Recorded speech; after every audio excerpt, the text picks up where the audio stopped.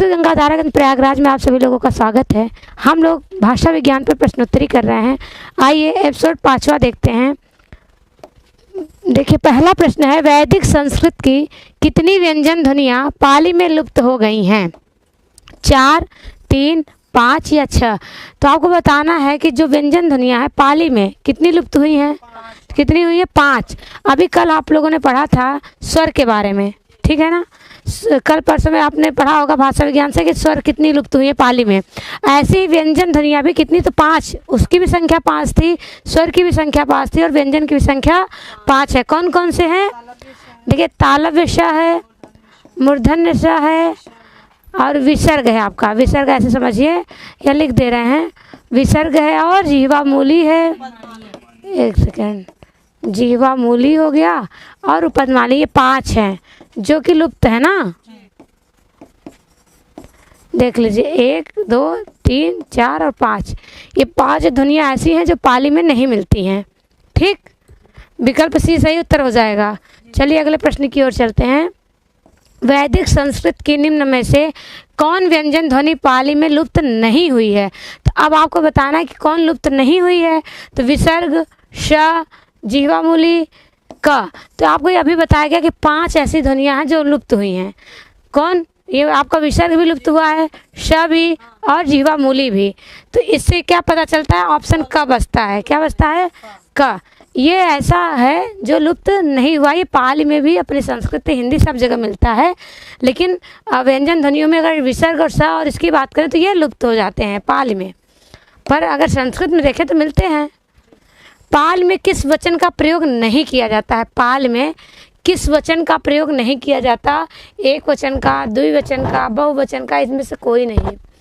तो बताइए कौन सा वचन ऐसा है जिसका प्रयोग नहीं होता है? तो पाल में द्विवचन का प्रयोग नहीं होता है। विकल्प बी आपका सही होगा, उत्तर हो जाएगा द्विवचन। इसका प्रयोग पाल में नहीं होता है। अगला प्रश्न चलिए देखते हैं हम लोग कौन सा है।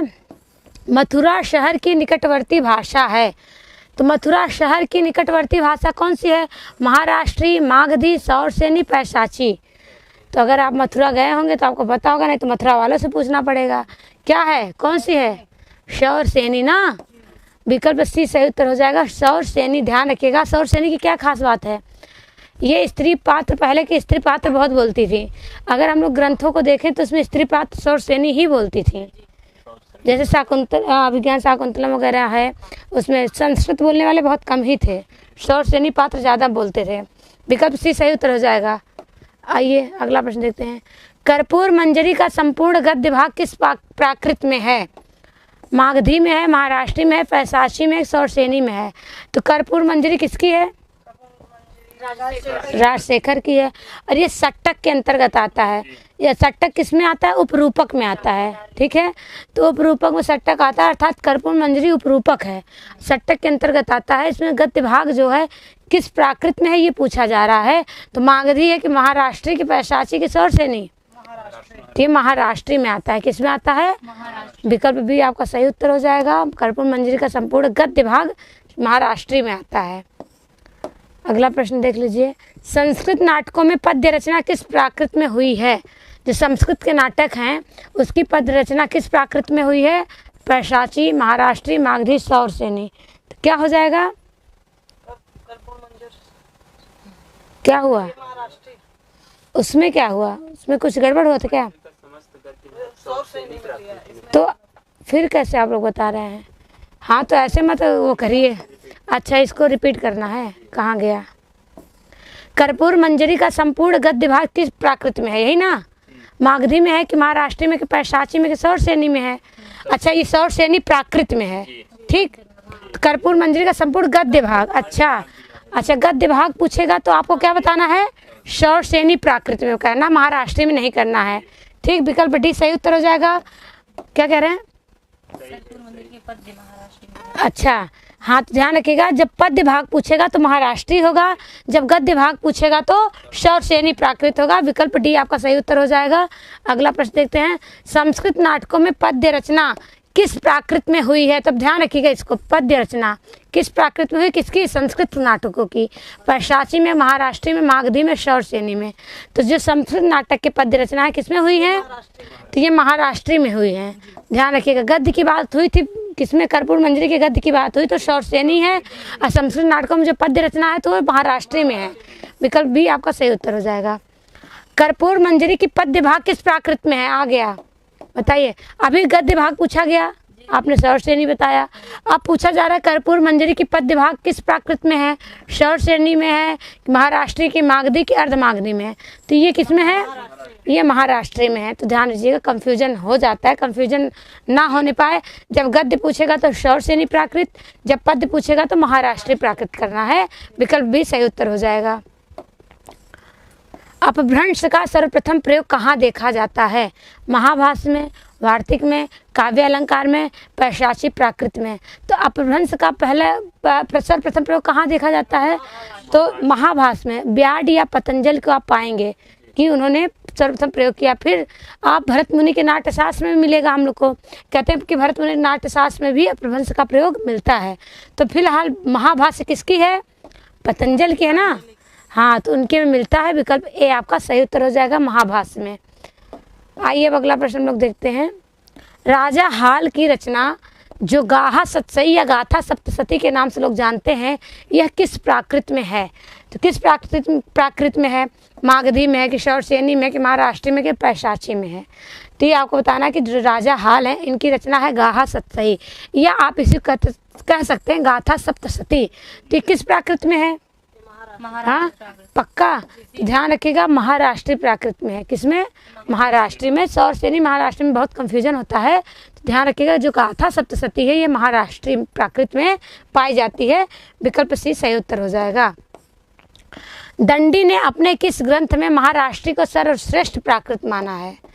दस कुमार चरितम में, काव्यादर्श में, अवंत सुंदरी कथा में, सभी में। तो ध्यान रखिएगा, दंडी जो आप अपने रचनाकार हैं वो किस ग्रंथ में महाराष्ट्री को सर्वप्रथम प्राकृत मानते हैं? दस कुमार चरितम भी इन्हीं की है, काव्यादर्श भी इन्हीं की है, अवंत सुंदरी कथा भी इन्हीं की है। तो किस में करते हैं महाराष्ट्री को सर्वप्रथम? काव्यादर्श में। काव्य शास्त्रीय ग्रंथ है काव्यादर्श।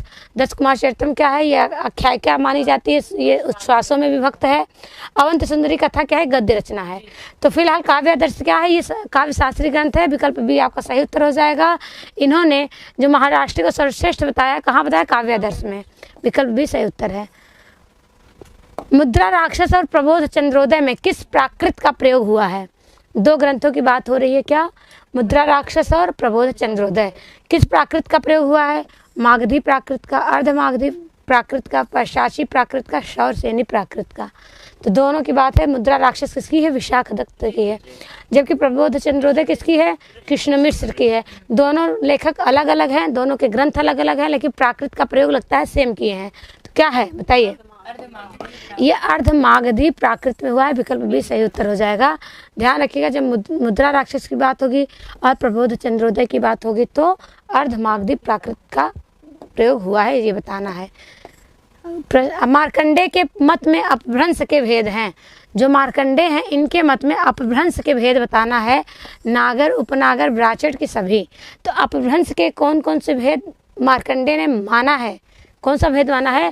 सभी मानते हैं। ब्राचट को भी मानते हैं, उपनागर को भी और नागर को भी। विकल्प डी आपका सही उत्तर हो जाएगा। मार्कंडे अपभ्रंश के कितने भेद मानते हैं? फिलहाल और भी मानते होंगे, पर विकल्प में 3 है तो तीनों को मानते हैं। आइए देखिए, नागर कहाँ का अपभ्रंश है? महाराष्ट्र का है कि गुजरात का है कि सिंध का है कि सभी का है? नागर कहाँ का अपभ्रंश है ये आपको बताना है। तो कहाँ का अपभ्रंश है? पक्का? हाँ, तो देखिए जो नागर है ये गुजरात का है। विकल्प भी सही उत्तर हो जाएगा। गुजरात में ये बोला जाता होगा, पाया जाता होगा। ठीक। गुणाढ़ की बृहत कथा किस प्राकृत में है?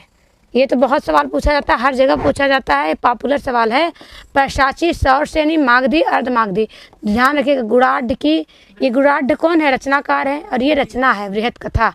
किस प्राकृत में है ये पूछा जा रहा है। तो पैशाची में है कि शौरसेनी में है कि मागधी में कि अर्धमागधी में है? किसमें है? पैशाची में पाई जाती है। ये बहुत बार सवाल पूछा गया है और हर जगह पूछा गया है। तो विकल्प ए आपका सही उत्तर हो जाएगा, पैशाची। भर्तृहरि प्रतिभा के कितने भेद मानते हैं? जो भर्तृहरि हैं, जो नीति शतकम लिखे हैं, श्रृंगार शतकम लिखे हैं, वाक्यपदीयम लिखे हैं, वैराग्य शतकम लिखते हैं, ये प्रतिभा के कितने भेद मानते हैं? 5, 6, 3, 2। तो भर्तृहरि कितने, प्रतिभा के कितने? अच्छा, प्रतिभा सिद्धांत है ना इनका, किसमें? भाषा उत्पत्ति के सिद्धांत की जब बात होती है तो भर्तृहरि के सिद्धांत में प्रतिभा सिद्धांत है, तो उसमें कितने भेद बताए गए हैं? 6 भेद। विकल्प बी सही उत्तर हो जाएगा। भर्तृहरि प्रतिभा के 6 भेद मानते हैं, विकल्प बी सही उत्तर है। अब देखिए अगला प्रश्न। प्राकृतिक वस्तुओं, पशु पक्षियों आदि की ध्वनि के अनुकरण पर विभिन्न वस्तुओं के नाम पर रखे जाते हैं, यह मत किस सिद्धांत पर आधारित है? दैवी सिद्धांत पर, प्रतिभा सिद्धांत पर, इंगित सिद्धांत पर, ध्वनि अनुकरण सिद्धांत पर। तो ध्यान रखिएगा किसकी बात हो रही है, आप प्रश्न सही समझेंगे तो उत्तर आपको आ जाएगा। प्राकृतिक वस्तुओं, जो प्राकृतिक वस्तु हैं या पशु पक्षी आदि की जो ध्वनि के अनुकरण पर विभिन्न वस्तुओं के नाम रखे जाते हैं, तो क्या हो सकता है?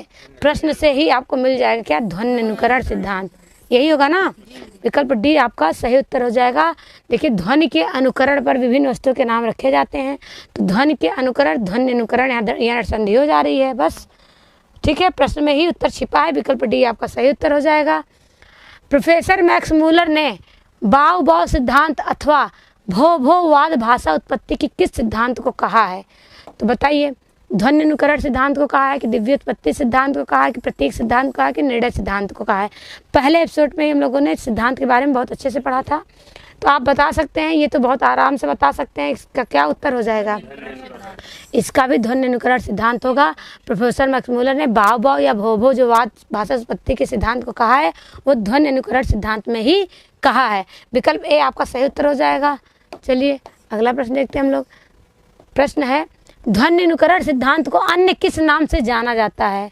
अन्य किस नाम से जाना जाता है बताइए? Ding dong theory, sing song theory, pooh pooh theory, echoic theory. हाँ, देखिए, पुह पुह, सिंग सॉन्ग, डिंग डोंग सब संगीत सिद्धांत को कहते हैं ना।